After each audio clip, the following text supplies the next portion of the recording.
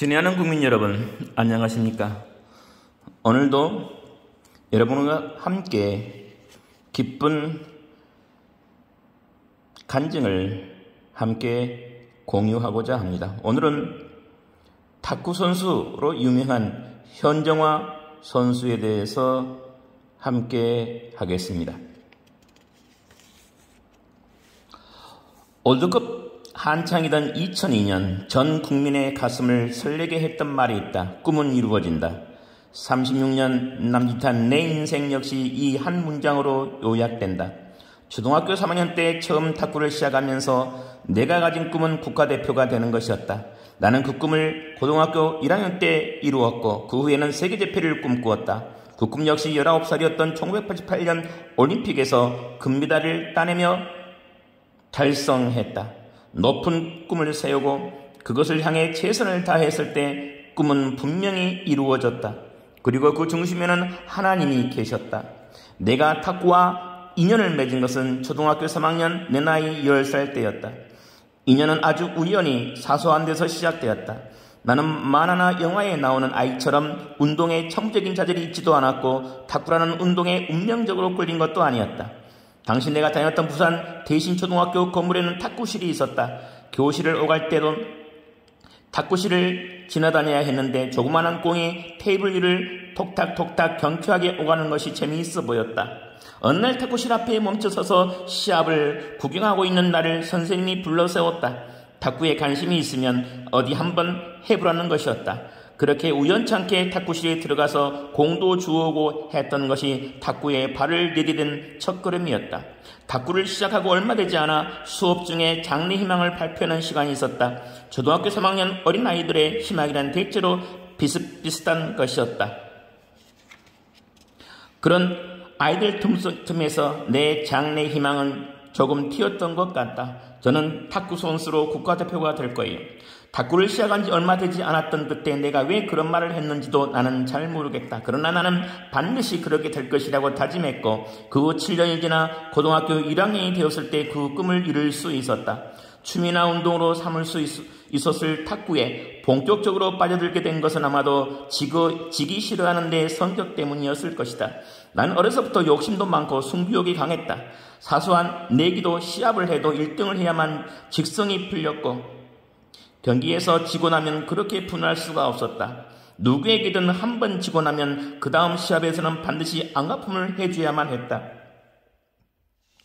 두 번 질 수 없는다는 다짐 속에서 강하게 훈련을 하노라면 비록 육체는 고달팠지만 뚜렷한 성취감과 보람을 얻을 수 있었다. 그렇게 고된 훈련 결과 마침내 상대를 꺾었을 때의 기분은 무엇과도 비교할 수 없는 것이었다. 아, 이렇게 하면 되는 거구나.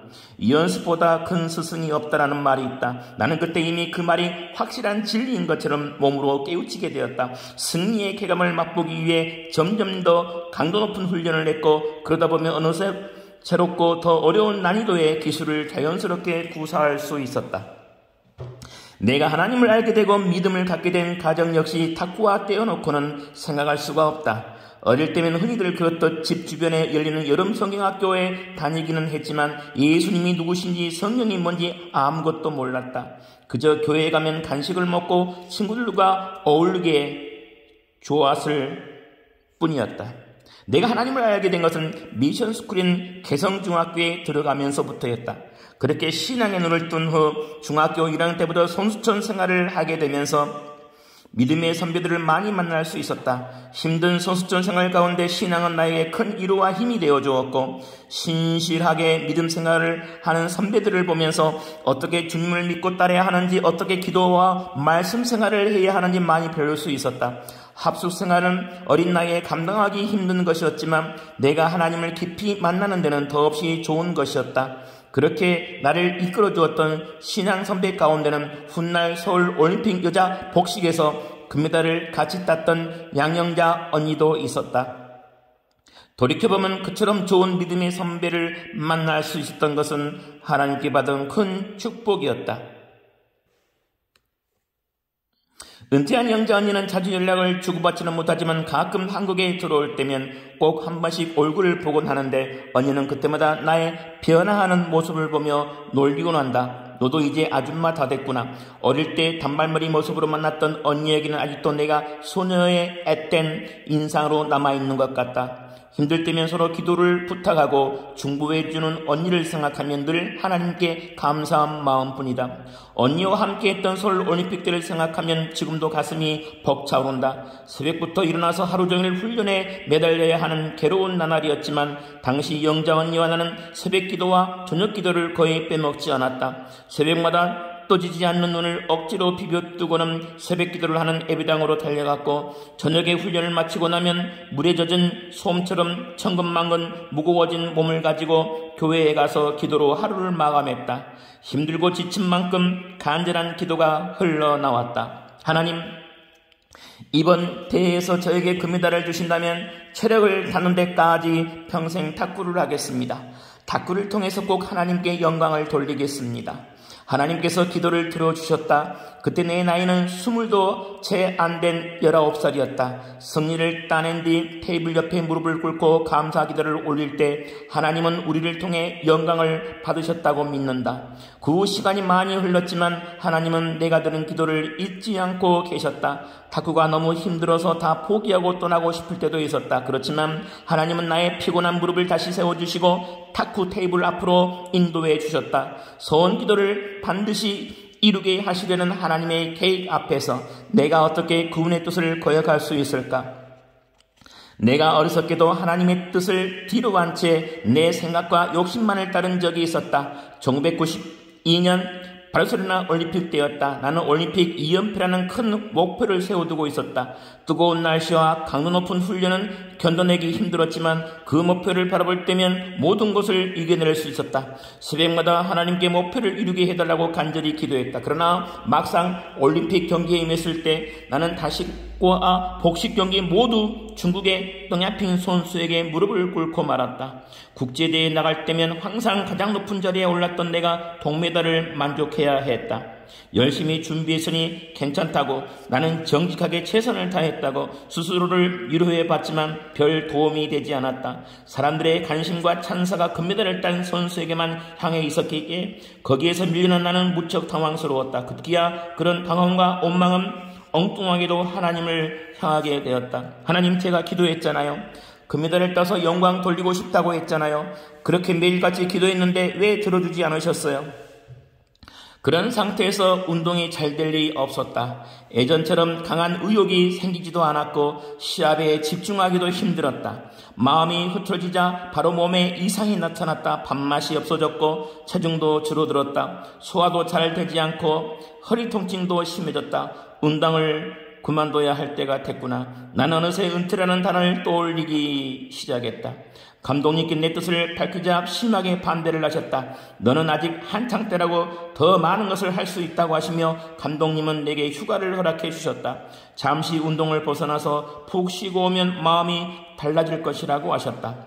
치열한 승부의 세계로부터 벗어나 가족과 편안한 휴식 시간을 보내고 있자니 여기가 천국이나 싶었다. 매일같이 반복되는 지겨운 훈련과 합숙, 승부에 대한 스트레스가 없는 생활이 너무나 편안했다. 그러나 시간이 길어지자 나는 점점 지루하고 불안해지기 시작했다. 내가 있을 곳이 여기가 아닌데. 때마침 서울에서는 1993년 세계선수권대회 선발전이 벌어지고 있었다. 모든 것을 다 그만두고 싶어 했던 게 언제인가 싶게 승부욕이 솟았다. 그 즉시 서울로 달려가 훈련을 재개했지만 생각처럼 몸이 따라주지 않았다. 쉬는 동안 체력은 잔뜩 떨어져 있었고 연습 부족도 심각한 문제가 되었다. 덧거리로 겨우 대표팀에 합류할 수 있었지만 남은 기간 동안 부족한 체력을 끌어올리는 데는 한계가 있었다. 주변 사람들의 시선도 곱지 않았다. 많은 사람들이 입을 모아 얘기했다. 이제 현정화 시대는 갔어. 저 상태에서는 절대로 잘할 수 없어. 예전 같으면 지쳐서 포기해버렸을 테지만 나는 이미 주님 안에서 변화되어 있었다. 하나님이 반드시 내게 승리를 주시지 않아도 감사할 수 있는 믿음이 있었다. 승리를 주시든 그렇지 않든 하나님은 나를 사랑하시고 나와 함께 하신다는 확신이 있었다. 내가 반드시 1위의 자리에 오르지 않더라도 최선을 다했을 때 그분께 영광을 돌릴 수 있다는 사실을 깨닫고 있었다. 하루하루 부족한 연습량을 채우기도 벅찼지만 내가 할 수 있는 최선의 일은 모든 것을 하나님께 맡기는 것이었다. 내게 능력 주시는 자 안에서 내가 모든 것을 할 수 있느니라. 빌립보서 4장 13절 말씀. 나는 이 말씀을 묵상하면 힘이 솟았다. 마침내 세계 선수권 대회가 시작되었다. 개인 단식 중결승은 하나님의 살아계심을 너무나 뚜렷하게 느낄 수 있는 시합이었고 내 평생 잊지 못할 순간으로 남아있기도 하다. 서로 한 세트씩 주고받은 가운데 3세트가 펼쳐졌다. 나는 20대 10으로 뒤져 있었다. 21점을 따내면 승리는 탁구 경기에서 한 번만 더 실점하면 세트를 내주어야 했다. 그러나 예상을 뒤엎고 나는 연달아 7점을 따내면서 역전을 기록했다. 다시 4세트를 내준 뒤 마지막 5세트째 자신감이 없고 초조했지만 내가 의지할 수 있는 분은 오직 하나님뿐이었다. 뒤진 점수를 따라잡아 마침내 20대 20인 상황. 받아치고 넘기고 받아치고 넘기고 작은 탁구공이 톡탁톡탁 테이블을 위를 오갔다. 상대의 공이 네트에 걸렸고 이제 한 점수만 따면 승리하는 순간이었다. 나는 하나님께 기도했다. 하나님, 당신의 능력으로 공을 치게 해주세요. 내 몸 멀리서 날아오는 공을 나는 강하게 받아쳤다. 내가 칠 수 없는 공이었다. 하나님이 해주셨군요. 나는 조용히 무릎을 꿇고 계속해서 최선을 다하게 해달라고 기도했다. 하나님께서 그 기도를 들어주셨기에 나는 결승전에서 가볍게 승리하고 개인 단식에서 우승할 수 있었다. 세계 최강이라던 중국의 땡야핑도 이루지 못한 탁구계의 그랜드슬램 달성.